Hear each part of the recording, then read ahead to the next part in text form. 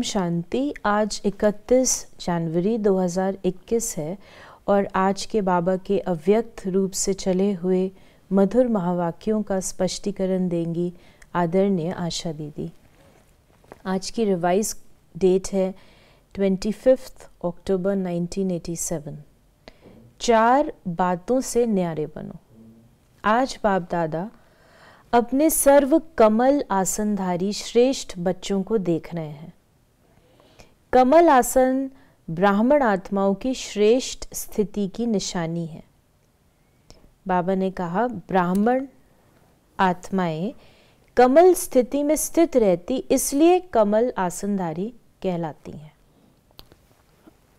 बाबा ने जो हमको संगम युग पर जीने की कला सिखाई है, वो ना तो है सन्यास और ना है टोटल उसमें रमे रहना। बाबा वो कला सिखाते हैं जिसमें हम संसार में रहते हुए संसार से न्यारे रह सकते हैं।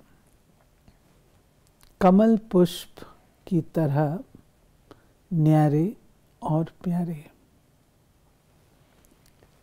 लोगों ने कमल पुष्प दिखा दिया, कमल आसन दिखा दिया, लेकिन बाबा कहते हैं ये वास्तव में कमल स्थिति।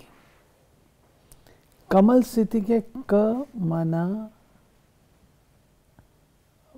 कमल, कीचड़ से परे।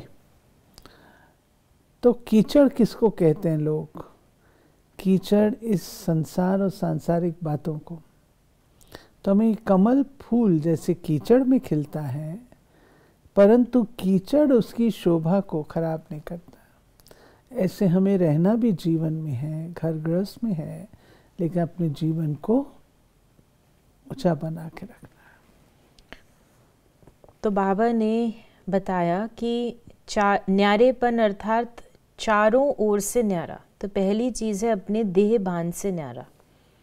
जैसे ब्रह्मा बाप को देखा चलते फिरते फरिश्ता रूप व देवता रूप स्वतः स्मृति में रहा, ऐसे नेचुरल देही अभिमानी स्थिति सदा रहे।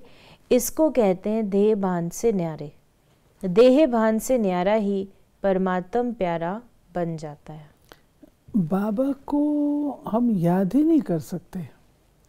अगर हम देह भान में हैं तो अपना योग लग ही नहीं सकता। बाबा से शक्ति लेना, गुण लेना, विशेषता लेना, ये सब तब होगा जब हम देह भान से न्यारे होंगे। अगर देह भान में है तो वो प्राप्ति नहीं हो सकती। दूसरा, इस देह के जो सर्व संबंध हैं, दृष्टि से, वृत्ति से, कृति से, उन सबसे न्यारा। बाबा बारीकी बता रहा है। दृष्टि, वृत्ति, स्मृति वो भी दैहिक ना हो, वो भी अलौकिक हो जाए, न्यारी हो जाए। जब चमकता हुआ सितारा व जगमगाता अविनाशी दीपक बन जाते हो तो भाई भाई का संबंध हो जाता है। तो न्यारापन अर्थात देह और देह के संबंध से न्यारा। तीसरा, देह के विनाशी पदार्थों से भी न्यारापन। अगर कोई पदार्थ किसी भी कर्मेंद्री को विचलित करता है अर्थात आसक्ति भाव उत्पन्न होता है तो वह न्यारापन नहीं रहता। नहीं, बाबा कहते हैं देह के संबंध, देह के पदार्थ। तो अगर देह की कोई भी चीज़ हमें आकर्षित करती है अभी भी, तो वो वहीं पर हमको रोक लेगी ना, हम ऊंचे नहीं उठ सकेंगे। तो बाबा कहते कोई भी चीज़ तुमको आकर्षित ना करे। आकर्षित करती है माना तुम्हारी आसक्ति है, और आसक्ति है तो जुड़ाव है, लगाव है, छोड़ नहीं पाओगे, इसलिए उससे मुक्त होना।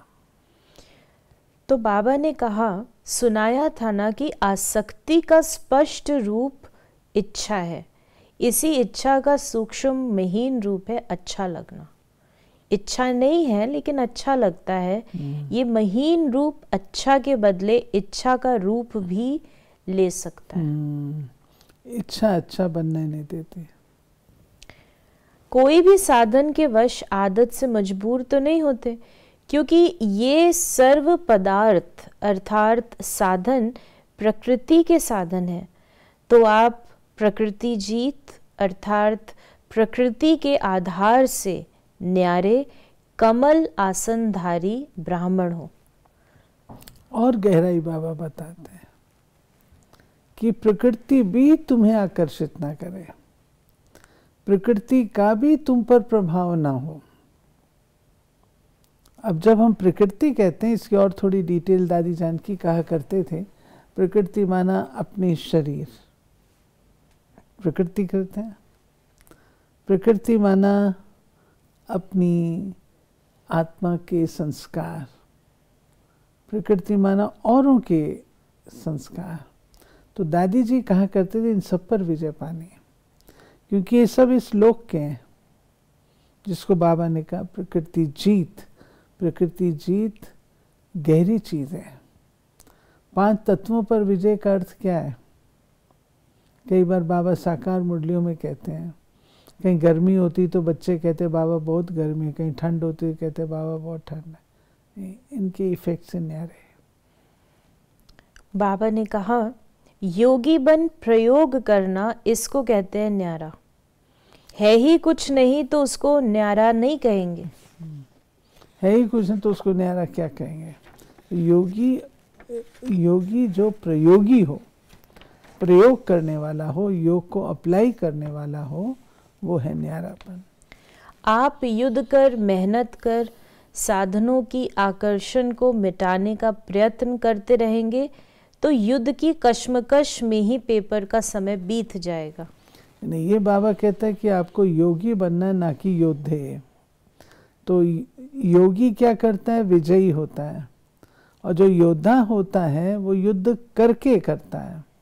तो युद्ध करना अर्थात अपने संकल्पों से युद्ध हो सकता है, संस्कारों से हो सकता है, औरों के संकल्प संस्कारों से हो सकता है। तो युद्ध करना कोई अच्छी चीज नहीं है। और युद्ध करते करते जाएंगे तो कहाँ जाएंगे? क्षत्रिय घराने में जाएंगे। बाबा ने कहा कि प्रकृति के पेपर तो अभी और रफ्तार से आने वाले हैं, इसलिए पहले से ही पदार्थों के विशेष आधार, खाना पीना, पहनना, चलना, रहना और संपर्क में आना, इन सब की चेकिंग करो कि कोई भी बात महीन रूप में भी विघन रूप तो नहीं बनती है। ये अभी से ट्रायल करो। योग स्थिति अर्थात प्रयोग करते हुए न्यारी स्थिति, सहज योग की साधना साधनों के ऊपर अर्थात प्रकृति के ऊपर विजयी हो। ऐसा न हो उसके बिना तो चल सकता, लेकिन इसके बिना रह नहीं सकते, इसलिए डगमग स्थिति हो गई। इसको भी न्यारी जीवन नहीं कहेंगे। जैसे स्थापना के आरंभ में आसक्ति है व नहीं, उसकी ट्रायल के बीच बीच में जानबूझ के प्रोग्राम रखते थे। जैसे 15 दिन सिर्फ डोडा और छाछ खिलाई, गेहूं होते भी ये ट्रायल करती। तो इस प्रकार बाबा ने कहा कैसे भी बीमार को 15 दिन इसी भोजन पर चले, कोई भी बीमार नहीं हुआ, दमा की तकलीफ भी ठीक हो गई। जब भक्ति में कहते हैं विष भी अमृत हो गया, ये तो छाछ थी। कि जो योगी आत्मा है ना, वो ये नहीं कहेगी मैंने ये खाया इसलिए हो गया, ये हुआ तो ऐसा हो गया। योगियों को इन बातों का प्रभाव नहीं पड़ता। आजकल बहुत ज्यादा इस कॉन्शियसनेस में टू मच अपनी ध्यान रखना एक चीज है, इतनी कॉन्शियसनेस में आना तो हमारा अपना जो स्पिरिचुअल पावर है वो क्या हुई। बाबा ने ये एक्सपेरिमेंट करके दिखाया, 15 दिन छाछ और डोडा खिलाया। डिसेंट्री थी जिसको, 2 बहनों को डिसेंट्री थी। बाबा ने कहा तुमने क्या खाना है? अनार का लेंगे जूस अनार लेंगे या तो जो निश्चय बुद्धि थी उसका ये मुझे भगवान के द्वारा मिल रहा है। उसने कहा जो सब खाएंगे मैं वही खाऊंगी। और जो दूसरी थी मैंने मरना थोड़ी है, मैं तो नतीजा ये हुआ कि जो उसमें थी सबके साथ वो तो ठीक हो गई, और जो दूसरी थी उसकी बीमारी अंत तक रही। तो बाबा ने कहा आगे क्या होगा ये भी बताया। तो ऐसे पेपर भी आएंगे, सूखी रोटी भी खानी पड़ेगी, अभी तो साधन है, कहेंगे दांत नहीं चलते, हजम नहीं होता, बहुत कुछ होगा। तो जिसको निश्चय होगा उसको कोई भी चीज हजम हो जाएगी।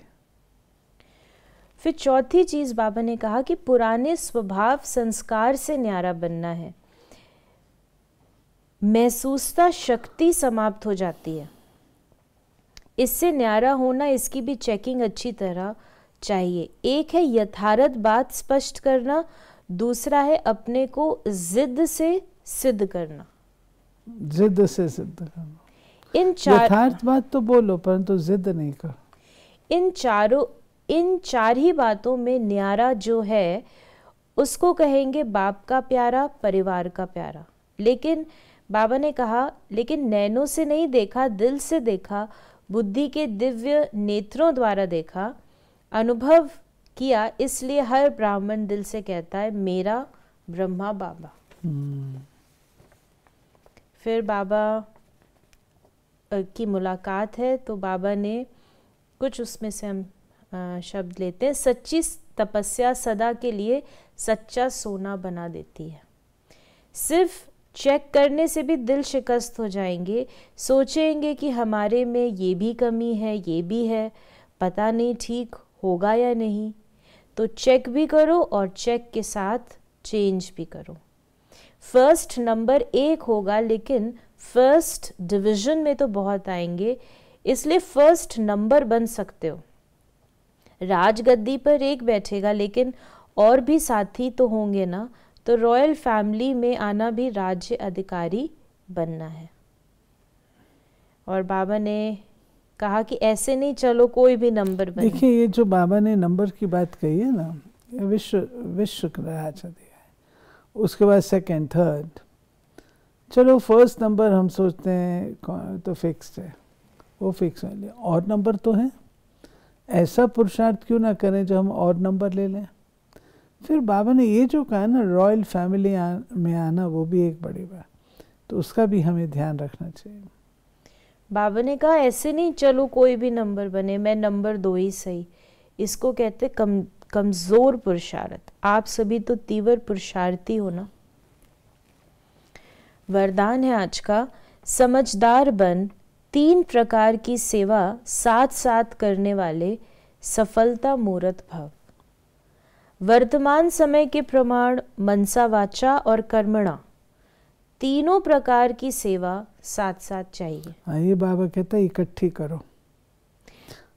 वाणी और कर्म के साथ मनसा शुभ संकल्प व श्रेष्ठ वृत्ति द्वारा सेवा करते रहो तो फल फलीभूत हो जाएगा, क्योंकि वाणी में शक्ति तब आती है जब मनसा शक्तिशाली हो। नहीं तो बोलने वाले पंडित समान हो जाते, क्योंकि तोते मुआफिक पढ़कर रिपीट करते हैं। ज्ञानी अर्थात समझदार तीनों प्रकार की सेवा साथ साथ करते और सफलता का वरदान प्राप्त कर लेते हैं। मनसा वाचा कर्मणा, तीनों सेवाएं साथ साथ हो, इकट्ठी हो। मन से शुभ भावना, वाणी के द्वारा ज्ञान रत्नों का दान, और कर्मणा के द्वारा जो ज्ञान रत्न दे रहे हैं उसका स्वरूप, ये तीनों सेवाएं इकट्ठी होंगी तो सफलता होगा। स्लोगन है, अपने बोल, कर्म और दृष्टि से शांति, शक्ति व खुशी का अनुभव कराना ही महान आत्माओं की महानता है। अपने बोल, कर्म और दृष्टि से शांति, शक्ति वह खुशी का अनुभव कराना ही महान आत्माओं की महानता है। तो ये थे बाबा के आज के महावाक्यों का स्पष्टीकरण। यदि आपके मन में भी कोई प्रश्न है तो आप उसे अवश्य ही व्हाट्सएप करें 8826599309 पर। ओम शांति।